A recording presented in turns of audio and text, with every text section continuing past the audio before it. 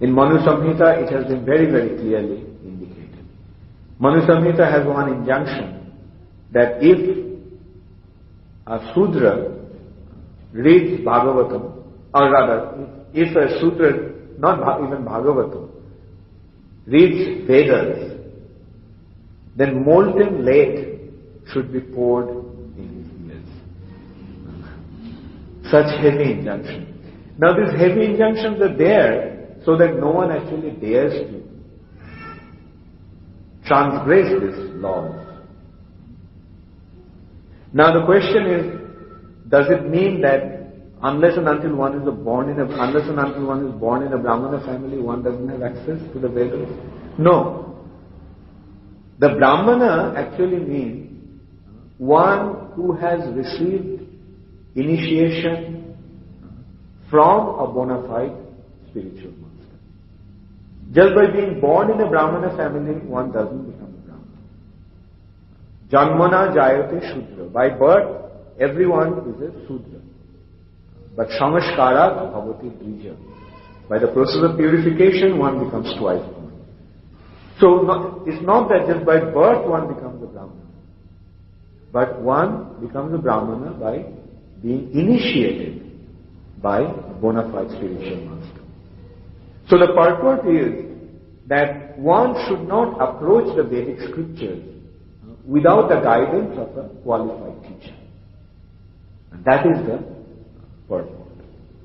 And very heavy injunction is there so that no one even dares to break these laws. In this respect, there is one example, like in Middle East, there is a law, I think it's still prevalent, that if somebody, actually they have got the laws also from Manu Samhita, actually they are following those laws from Manu Samhita. The law is that if somebody steals, then his right hand should be chopped off. So one Englishman, when he heard that, he questioned the local people. I mean, there's a person who was actually taking him around. So he asked, what a brutal law. But then the person replied, the Middle East, person from the Middle East, he replied, I am so many years old. But so far I haven't seen a single man without his right hand. That is, when the law is so strict, no one will ever dare to break the law. No one even dare to steal or break the law. So similarly, in Manu Samhita or in Vedic scriptures, such very strict laws have been given and such severe punishments have been prescribed so that no one actually dares to break these laws. And the understanding is that unless and until one approaches the scriptures through the guidance of a bona fide spiritual master, through the person who knows the subject, he is not going to benefit from the scriptures. Instead, he may misutilize the scriptures. Because scriptures have mantras. Mantras are powerful. And if an unqualified person has access to power, then he may misutilize the power. For example, in Singapore there is a law that if anyone is caught with illegal weapons, maybe just one piece of weapon, then what's the punishment? The punishment is death penalty. So the point is that this law is very strict.